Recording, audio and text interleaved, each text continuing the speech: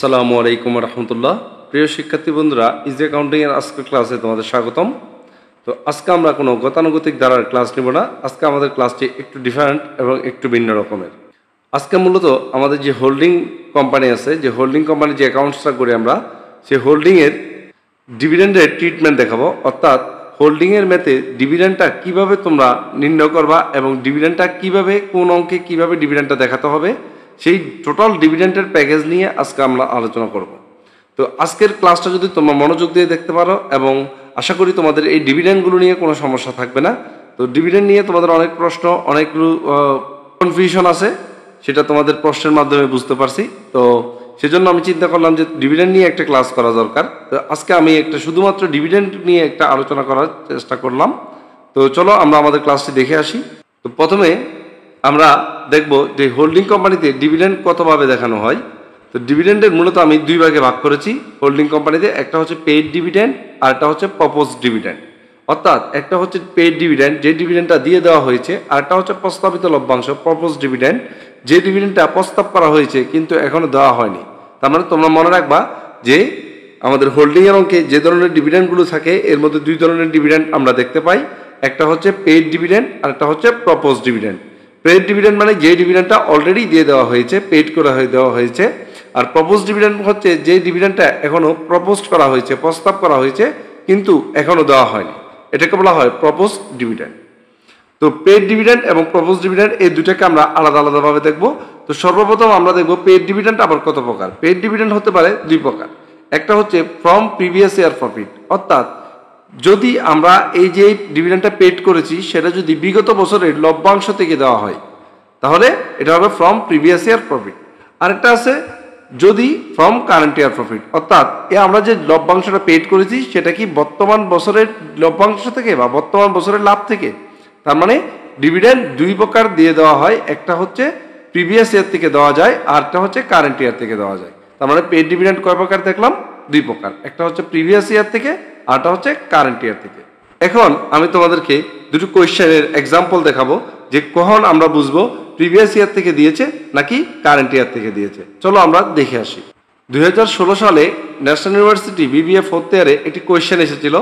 সেই কোয়েশ্চেনে লেখা ছিল এ ডিভিডেন্ড অফ 12.5%, মানে 12.5% ডিভিডেন্ড দেওয়া হয়েছে পেড ইন অক্টোবরে দেওয়া হয়েছিল 2016 সালে, ফর দ্য ইয়ার অফ 2015, 2015 সালের জন্য।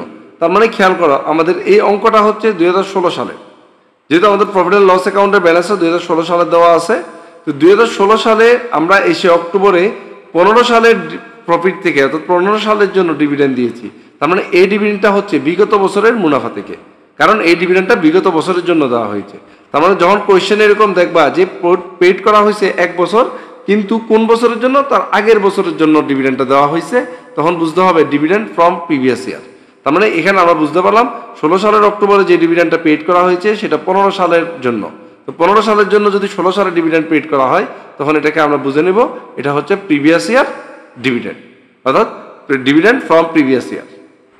এবার আমরা দেখে আসি কারেন্ট ইয়ার থেকে ডিভিডেন্ড দিলে কিভাবে প্রশ্ন থাকতে পারে। আমরা এখানে আরেকটি প্রশ্ন দেখতে পাচ্ছি।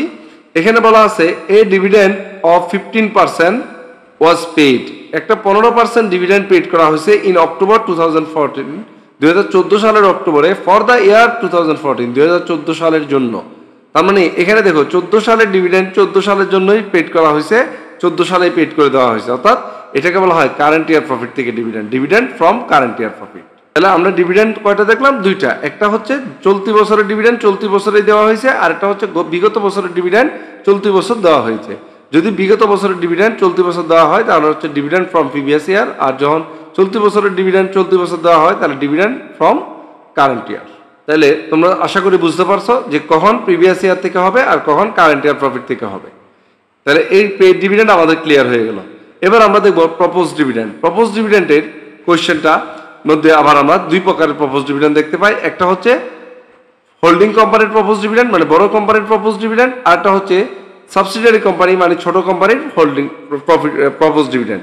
তার মানে আমরা প্রপোজ ডিভিডেন্ড যখন দেখব কোয়েশ্চেনে, তখন আমরা দুই ধরনের সমস্যার সম্মুখীন হব। একটা হচ্ছে বড় কোম্পানি বা হোল্ডিং কোম্পানির প্রপোজ ডিভিডেন্ড এবং সাবসিডিয়ারি কোম্পানির প্রপোজ ডিভিডেন্ড। তো বড় কোম্পানির প্রপোজ ডিভিডেন্ডের কাজ কি হবে এবং সাবসিডিয়ারি কোম্পানির প্রপোজ ডিভিডেন্ডের কাজ কি হবে সেগুলো আমরা আলাদা আলাদাভাবে শিখতে হবে। তার মানে এখানে আমরা দেখে আসি যে হোল্ডিং কোম্পানির প্রপোজ ডিভিডেন্ডটা কিভাবে লেখা থাকতে পারে। আমরা এখানে একটি প্রশ্ন দেখতে পাচ্ছি, এখানে দেখো 3 নম্বরে বলা আছে 10% dividend has been proposed by both the companies. 10% dividend propose করা হয়েছে বা প্রস্তাব করা হয়েছে বোথ দ্য কোম্পানিজ, দুইটা কোম্পানি 10% ডিভিডেন্ড প্রপোজ করেছে।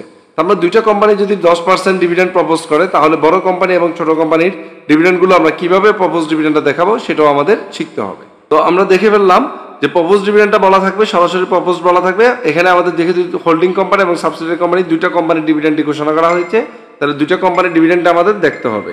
তো আমরা প্রপোজ ডিভিডেন্ডটা কিভাবে থাকবে সেটা আমরা দেখলাম। এবার আমরা দেখব এই যে পেড ডিভিডেন্ড এবং প্রপোজ ডিভিডেন্ডের কাজটা হোল্ডিংয়ে কিভাবে দেখাবো। তাহলে চলো আমরা এটা দেখে আসি। প্রথমে আমরা পেড ডিভিডেন্ড নিয়ে আলোচনা করলাম। পেড ডিভিডেন্ড দুই প্রকার, একটা হচ্ছে from previous year are from current year, এটা তোমরা একটু আগে দেখেছো। তো প্রিভিয়াস ইয়ারের ডিভিডেন্ডটা আমরা প্রথমে দেখি যে আমরা প্রিভিয়াস ইয়ার থেকে যদি ডিভিডেন্ড দেওয়া হয় তাহলে সেটা আমরা কিভাবে দেখাবো। চলো দেখে আসি আমরা। যদি কখনো কোনো অঙ্কে প্রিভিয়াস ইয়ার থেকে যদি ডিভিডেন্ড ঘোষণা করে দেয়, পেড ডিভিডেন্ড দেওয়া হয় প্রিভিয়াস ইয়ার থেকে, তাহলে কি কাজ করব। প্রথমে হচ্ছে ছোট কোম্পানির মূলধনের উপর ডিভিডেন্ড নির্ণয় করে তা ছোট কোম্পানির প্রফিট অ্যান্ড লস অ্যাকাউন্টের ওপেনিং ব্যালেন্স থেকে বাদ দিতে হবে। আবারও ভালো করে দেখো যে প্রিভিয়াস ইয়ার থেকে যদি ডিভিডেন্ড দেয়, প্রথমে আমরা ছোট কোম্পানির মূলধনের উপর ডিভিডেন্ড নির্ণয় করব, তারপর তার ছোট কোম্পানির প্রফিট অ্যান্ড লস অ্যাকাউন্টের ওপেনিং ব্যালেন্স থেকে আমরা বাদ দিয়ে দিব। তো এই কোয়েশ্চেনে দেখতে পাচ্ছ যে এখানে আমরা প্রিভিয়াস ইয়ার থেকে ডিভিডেন্ড দিচ্ছে, যেহেতু 16 সালে 15 সালে ডিভিডেন্ড দিয়েছে, তো ডিভিডেন্ডের হার কত পার্সেন্ট? 12.5%। ছোট কোম্পানির মূলধন কত? 2 লক্ষ টাকা। 2 লক্ষ টাকা 12.5% হয় 25,000 টাকা। এবার ছোট কোম্পানির প্রারম্ভিক ব্যালেন্স, মুনাফার প্রারম্ভিক ব্যালেন্স ছিল কত? 55,000 টাকা। এই 55,000 টাকা থেকে আমরা এখানে বাদ দিয়েছি, দেখো ডিভিডেন্ড পেড 2 লাখে 12.5%, 25,000 টাকা আমরা বাদ দিয়ে দিয়েছি। এই কারেন্ট ইয়ারের প্রারম্ভিক ব্যালেন্সটা কিন্তু আবার ক্যাপিটাল প্রফিটে বসে। তো ক্যাপিটাল প্রফিটে যখন বসবে সেখানেও কিন্তু আমরা এটা বাদ দিয়ে দিব। এই দেখো, অর্থাৎ এই যে প্রফিট অ্যান্ড লস অ্যাকাউন্টের প্রারম্ভিক ব্যালেন্স, এটা যেখানেই বসুক না কেন সেখান থেকে কিন্তু এই ডিভিডেন্ডের টাকাটা বাদ দিয়ে অ্যাডজাস্ট করতে হবে। তাহলে আমাদের প্রথম কাজটা আমরা বুঝে গেলাম যে ছোট কোম্পানির মূলধনের উপর ডিভিডেন্ডটা ধরে সেই ডিভিডেন্ডটা ছোট কোম্পানির প্রারম্ভিক যে মুনাফার ব্যালেন্স থাকবে সেখান থেকে আমরা বাদ দিয়ে দেবো। তো বাদ দিয়ে দেওয়ার পর এই ডিভিডেন্ডটা কি করতে হবে? এই ডিভিডেন্ডটা করতে হবে হচ্ছে এরপর উক্ত ডিভিডেন্ড হোল্ডিং রেশিওতে ভাগ করে বড় কোম্পানির অংশ গুডউইল অর ক্যাপিটাল হিসাবে যোগ করতে হবে এবং profit and loss account of holding company workings এটে বাদ দিতে হবে।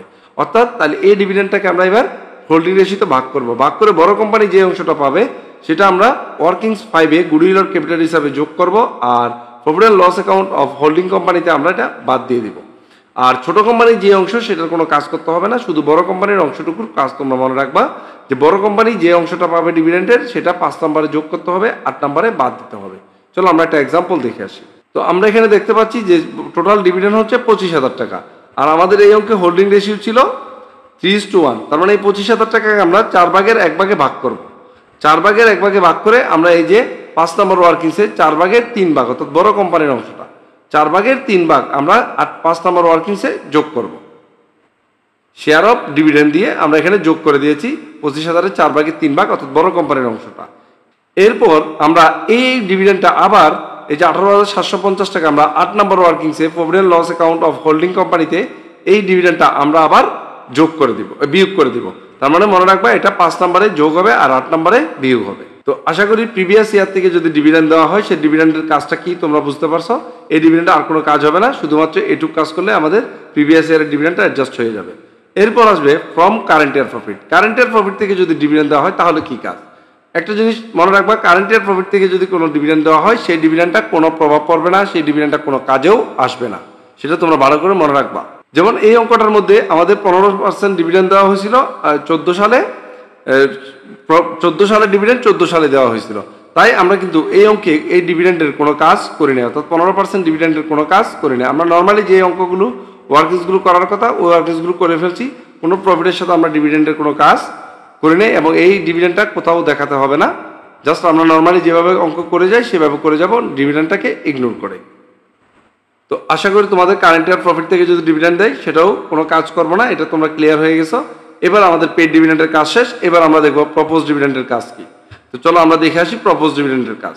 প্রপোজ ডিভিডেন্ড আমরা দেখছিলাম দুই প্রকার, একটা হচ্ছে হোল্ডিং কোম্পানি প্রপোজ ডিভিডেন্ড করলে আর সাবসিডিয়ারি কোম্পানি প্রপোজ ডিভিডেন্ড করলে কি কাজ হবে। তো প্রথমে আমরা দেখে আসি হোল্ডিং কোম্পানির প্রপোজ ডিভিডেন্ড।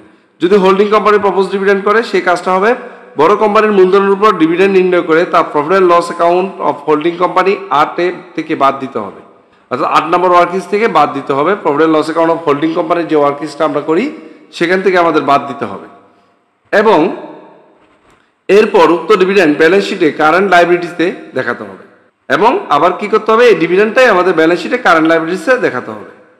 তো চলো আমরা একটা এক্সাম্পল দেখে আসি। এই অঙ্কে বলা আছে 10% dividend has been proposed by both companies. তাহলে দুইটা কোম্পানি যেহেতু দিয়েছে তাহলে আমরা প্রথম নিয়ম পড়েছি কোনটা, বড় কোম্পানিটা।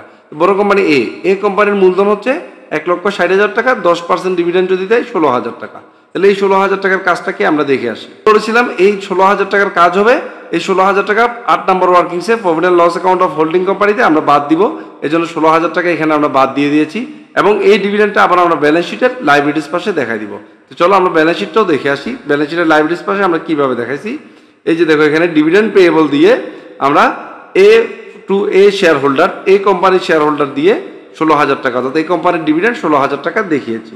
তার মানে এই ডিভিডেন্ডের কাজ হচ্ছে দুইবার, এক নম্বর হচ্ছে ব্যালেন্স শিটের কারেন্ট লাইবিলিটিতে আসবে এবং আরেকবার হচ্ছে 8 নম্বর ওয়ার্কিংসে এটা profit and loss account of holding company থেকে এই ডিভিডেন্ডটা বাদ যাবে। তো আশা করি তোমরা বুঝতে পারছো যে বড় কোম্পানির মূলধনের উপর ডিভিডেন্ডটা প্রথমে নির্ণয় করব এবং সেটা 8 নম্বর ওয়ার্কিংসে বাদ দিব এবং ডিভিডেন্ড ব্যালেন্স শিটে কারেন্ট লাইবিলিটিতে দেখাতে হবে। তাহলে বড় কোম্পানির ডিভিডেন্ড যদি ঘোষণা করা হয় তাহলে বড় কোম্পানির ডিভিডেন্ডের কাজ শেষ। এবার যদি প্রপোজ ডিভিডেন্ডটা ছোট কোম্পানির হয় তাহলে কি কাজ করব, ছোট কোম্পানির যদি হয় তাহলে আমরা কি কাজ করব দেখে আসি। প্রথমে আমরা এটা ছোট কোম্পানির মূলধনের উপর ডিভিডেন্ড নির্ণয় করে তা কারেন্ট ইয়ার প্রফিট থেকে বাদ দিতে হবে, মানে ওয়ার্কিংস 2-তে আমরা বাদ দিব।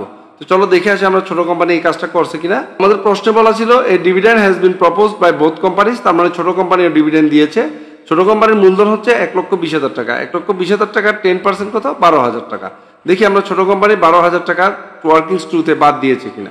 আমাদের এখানে ওয়ার্কিংস 2-তে দেখো প্রপোজ ডিভিডেন্ড দিয়ে 1,20,000-এর 10% 12,000 টাকা ছোট কোম্পানি বাদ দিয়ে দিয়েছে কারেন্ট ইয়ার প্রফিট থেকে। তার মানে ছোট কোম্পানি যদি প্রপোজ ডিভিডেন্ড করে তাহলে সেটা কারেন্ট ইয়ার প্রফিট থেকে বাদ যাবে।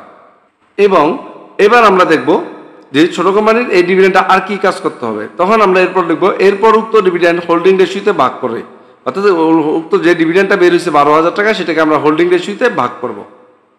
তো হোল্ডিং রেশিওতে ভাগ করে কি করব, এক ছোট কোম্পানির যে অংশ সেটা ব্যালেন্স শিটের কারেন্ট লাইবিলিটিতে দেখাতে হবে আর বড় কোম্পানির যে অংশ সেটা profit and loss account of holding company অর্থাৎ ওয়ার্কিংস 8-এ যোগ করতে হবে। তো চলো দেখে আসি তারা এই কাজটা করছে কিনা। দেখো একটু আগে আমরা বের করেছিলাম ছোট কোম্পানির ডিভিডেন্ড 12,000 টাকা, সেই 12,000 টাকা ডিভিডেন্ডের হোল্ডিং রেশিও, যে হোল্ডিং রেশিও ছিল 5:1 অর্থাৎ 6/5, 6/1। হোল্ডিং রেশিওতে 6/5 বা 6 ভাগের 5 ভাগ বড় কোম্পানির যে অংশ সেটা আমরা 8 নম্বর ওয়ার্কিংসে যোগ করেছি, এই যে 10,000 টাকা এখানে যোগ করছি। আর ছোট কোম্পানির যে অংশ সেটা আমরা ব্যালেন্স শিটে গিয়ে বি লিমিটেড শেয়ার হোল্ডার দিয়ে 12,000-এর 6 ভাগের 1 ভাগ 2,000 টাকা এখানে আমরা কারেন্ট লাইবিলিটিতে দেখাই দিয়েছি। তার মানে ছোট কোম্পানি ডিভিডেন্ড দিলে কি হবে, আমি আবারও বলতেছি একটু শুনে রাখো। ছোট কোম্পানির কারেন্ট ইয়ার প্রফিট থেকে এটা বাদ যাবে এবং বড় কোম্পানির অংশটুকু হোল্ডিং রেশিওতে ভাগ করে বড় কোম্পানি যে অংশটুকু পাবে সেই অংশটুকু ওয়ার্কিংস 8-এ যোগ হবে এবং ছোট কোম্পানি যে অংশটুকু পাবে সেটা আমরা ব্যালেন্স শিটের কারেন্ট লাইবিলিটিতে বসাই দিব। এখান থেকে আমরা সামারিজ দেখি যে প্রপোজ ডিভিডেন্ডটা যদি হোল্ডিং কোম্পানি দিয়ে থাকে তাহলে বড় কোম্পানির মূলধনের উপর ডিভিডেন্ড নির্ণয় করে প্রফিট অ্যান্ড লস অ্যাকাউন্টে প্রফিট অ্যান্ড লস অ্যাকাউন্ট থেকে বাদ দিতে হবে এবং উক্ত ডিভিডেন্ড ব্যালেন্স শিটে কারেন্ট লাইবিলিটিতে দেখাতে হবে। আর ছোট কোম্পানি যদি মূলধনের উপর মানে ডিভিডেন্ড দেওয়া হয় তাহলে ডিভিডেন্ডটা নির্ণয় করে কারেন্ট ইয়ার প্রফিট থেকে বাদ দিব, বাদ দেওয়ার পর এটা আমরা হোল্ডিং রেশিওতে ভাগ করব, বড় কোম্পানির অংশ ছোট কোম্পানির অংশ। ছোট কোম্পানির অংশটুকু ব্যালেন্স শিটে কারেন্ট লাইবিলিটিতে দেখাবো আর বড় কোম্পানির অংশটুকু আমরা প্রফিট অ্যান্ড লস অ্যাকাউন্ট এর 8 নম্বর ওয়ার্কিংসে যোগ করে দিব।